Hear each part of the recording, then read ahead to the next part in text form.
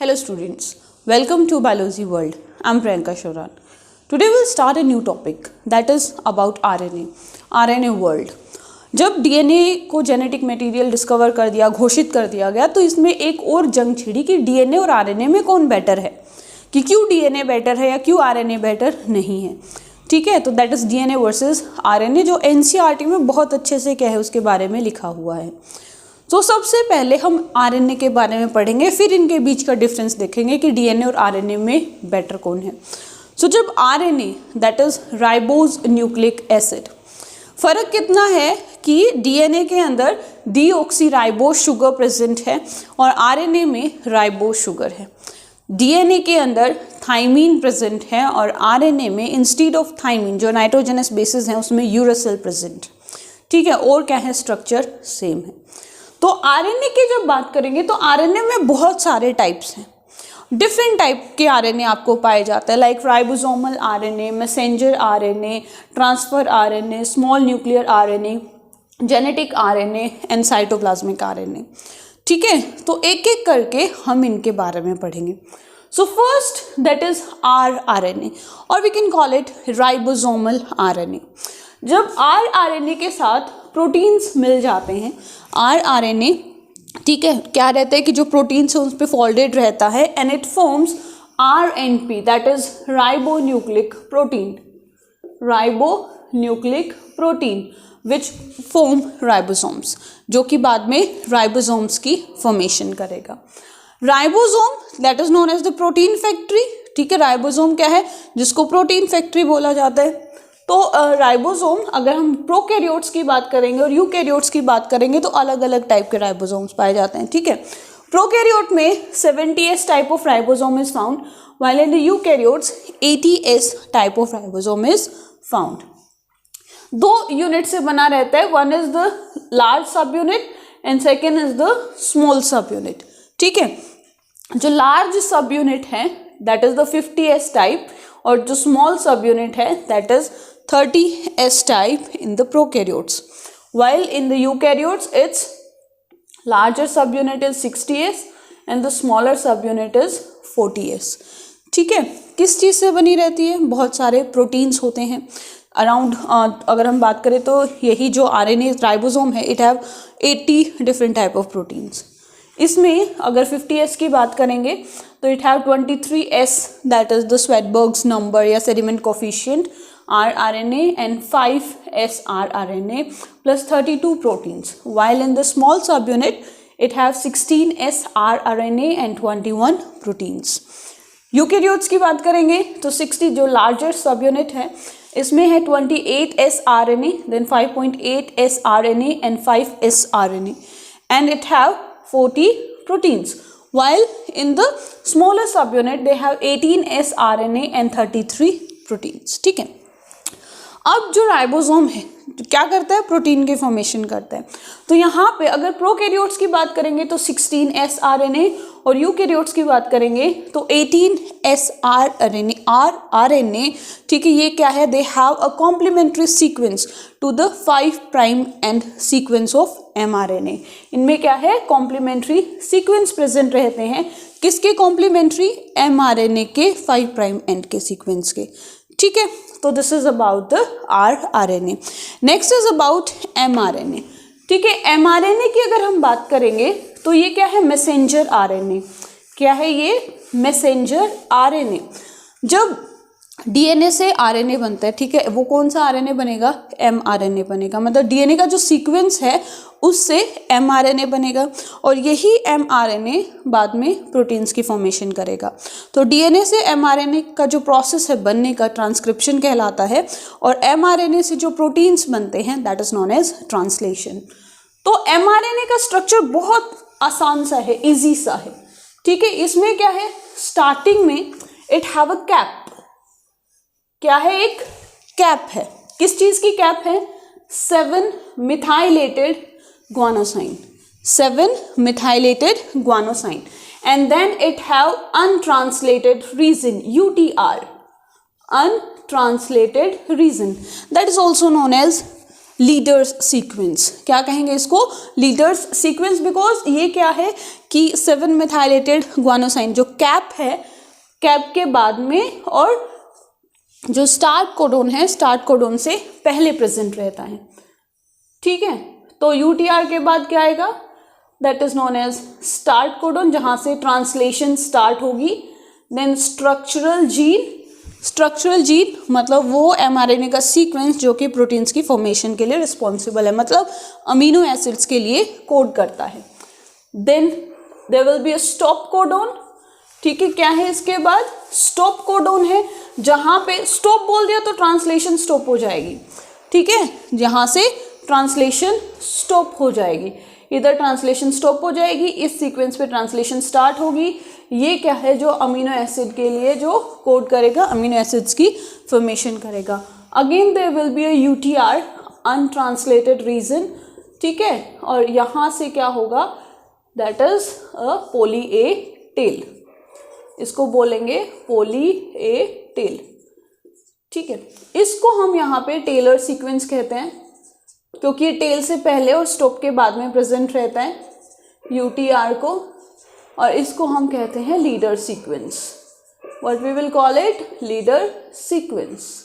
तो जो एमआरएनए है, एक्चुअली क्या है कि जो यूकैरियोट्स की अगर हम बात करेंगे तो एमआरएनए को स्टेबल बनाने के लिए, मतलब जो प्राइमरी ट्रांसक्रिप्ट तो बन जाएगा लेकिन जब सेकेंडरी ट्रांसक्रिप्ट बनेगा तो उसको स्टेबल बनाने के लिए इसमें 7 मेथाइलेटेड ग्वानोसाइन और पोली ए टेल को ऐड करना पड़ता है। तो इस प्रोसेस को ऐड करने का जो प्रोसेस है, that is known as capping and this is known as tailing. ठीक है, जो हम पढ़ेंगे ट्रांसक्रिप्शन में। इसके बाद जो नेक्स्ट टॉपिक होगा दैट विल बी ट्रांसक्रिप्शन। तो कैपिंग का मतलब क्या है, that is the addition of 7 methylated guanosine, and tailing, that is addition of a polyadenine to make the primary transcript stable or to form the secondary transcript. mRNA की बात करेंगे तो around मतलब 2.5 to 5% टोटल आरएनए का जो part है वो mRNA बनाता है। ठीक है, तो ये हो गया, दैट इज mRNA हो गया, rRNA हो गया। नेक्स्ट इज अबाउट tRNA को बाद में डिस्कस करेंगे, पहले है that is small nuclear RNA, SNRNA। ठीक है, जो SNRNA है ये प्रोटीन्स के साथ कंबाइन करके स्नर्प बनाता है, SNRNP। SNRNA that is small nuclear RNA plus proteins, it forms snurp, SNRNP, small nuclear ribonucleic proteins, small nuclear ribonucleic proteins which help in splicing। Splicing क्या है, अगेन ये तीनों टर्म हम ट्रांसक्रिप्शन में पढ़ेंगे, कैपिंग, टेलिंग एंड स्प्लाइसिंग। ठीक है, तो स्मॉल न्यूक्लियर आरएनए प्रोटीन्स के साथ मिलकर स्नर्प बनाता है, SNRNP। ठीक है, कहीं पे SNURNP भी लिखा होता है, snurp, that is small nuclear ribonucleic proteins which help in splicing. Next is cytoplasmic RNA, that is present freely in the cytoplasm. ठीक है, जो साइटोप्लाज्म में फ्रीली प्रेजेंट रहता है। Now this small cytoplasmic RNA plus 6 proteins, it will form signal recognition protein, जो कि endoplasmic reticulums और इनकी क्या है कि राइबोसोम्स को अटैच करवाने में हेल्प करता है। And the last that is genetic RNA which is act as a genetic material for the various viruses like HIV। ठीक है, SARS है या फिर इन्फ्लुएंजा है, जिनमें क्या है that they have a RNA as a genetic material. Now the last, that is tRNA, also known as soluble RNA, also known as adapter RNA, also known as transfer RNA, and the smallest RNA that is around 73 to 90 nucleotide long।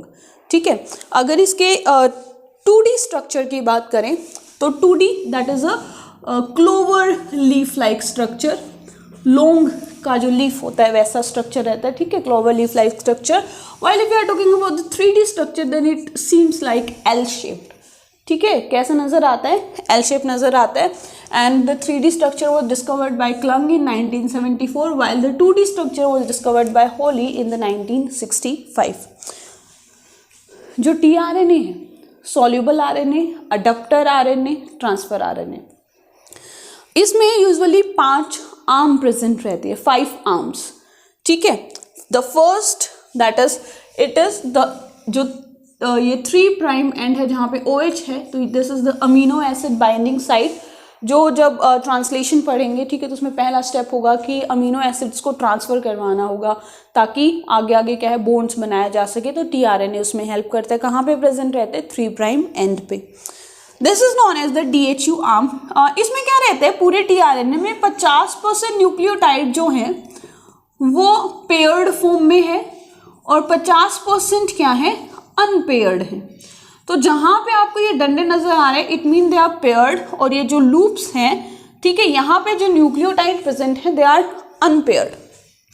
So this is the DHU arm, that is dihydrouridine, DHU, ठीक है। इसके अंदर tRNA में बड़ी खास बात है, उसमें सिंपल न्यूक्लियोटाइड तो है ही, लेकिन मॉडिफाइड नाइट्रोजनस बेसिस भी प्रेजेंट रहता है। सिंपल के साथ साथ मॉडिफाइड नाइट्रोजनस प्रेजेंट रहता है, like dihydrouridase is the modified nitrogenous base that is present in the DHU arm. तो this is the DHU loop, ठीक है, जिसमें 8 से 12 न्यूक्लियोटाइड अनपेयर्ड रहता है, and this is the DHU stem, और दोनों मिलके बनाते हैं DHU arm, and this binds with enzyme amino acetyl tRNA synthetase. ठीक है, क्वेश्चन आएगा कौन से आर्म है tRNA की जो बाइंड करती है, तो it is amino acetyl tRNA synthetase के साथ बाइंड करने वाली आर्म है DHU, ठीक है, DHU arm. Next is anticodon arm. This is the anticodon stem, this is the anticodon loop, and दोनों मिलकर बनाते हैं एंटीकोडोन आर्म। और यहाँ पे 7 न्यूक्लियोटाइड्स क्या है, अनपेयर्ड रहते हैं, और इसके जो एंटीकोडोन्स हैं they will interact with the codes of mRNA। The anticodons of the anticodon arm और loop they interact with the code of mRNA। This is the variable arm, जिसका फंक्शन नहीं पता है हमें, ठीक है, क्या है इसका जो फंक्शन है वो अननोन है, and it is known as the variable arm। and the last is T-Psi-C loop या T-Psi-C arm। तो इसमें क्या है, 7 न्यूक्लियोटाइड्स अनपेयर्ड है, जिसके अंदर क्या है सूडोयूरिडीन और ribothymidine, these are the modified nitrogenous bases are present here, ठीक है, और ये बनाते हैं T-Psi-C loop। This is the T-Psi-C stem and they form the T-Psi-C arm। and what does this T-Psi-C arm do? it interacts with the ribosomes। किसके साथ interact करती है, राइबोसोम्स को के साथ। तो ये जो स्ट्रक्चर है ये किसका स्ट्रक्चर है, tRNA का स्ट्रक्चर है। तो this is about the RNA, about the different types of RNA like rRNA, MT, SN, genetic, cytoplasmic, SNRNA, एक और आता है HNRNA, हेट्रोन्यूक्लियर RNA, ठीक है। वो इनकी कई बार क्या है कि फुल फॉर्म पूछ ली जाती है, या फिर यूजुअली जो tRNA है उससे क्वेश्चंस पूछे जाएंगे। mRNA तो ट्रांसलेशन का बहुत इंपॉर्टेंट पार्ट है, ठीक है। tRNA भी क्या है, ट्रांसलेशन में बहुत इंपॉर्टेंट रोल प्ले करता है। rRNA प्रोटीन्स की फॉर्मेशन के लिए रिस्पॉन्सिबल होता है। तो जो RNA वर्ल्ड है वो कंप्लीट हो गया है। अब हम नेक्स्ट वीडियो में पढ़ेंगे that why DNA is better than RNA, और RNA में वो क्या चीज़ें हैं जिसके कारण RNA बेटर नहीं है, that is DNA versus RNA, and then will start transcription, the process of formation of mRNA from DNA। So that's it for today. If you like my video, then please share and subscribe my channel. Thank you.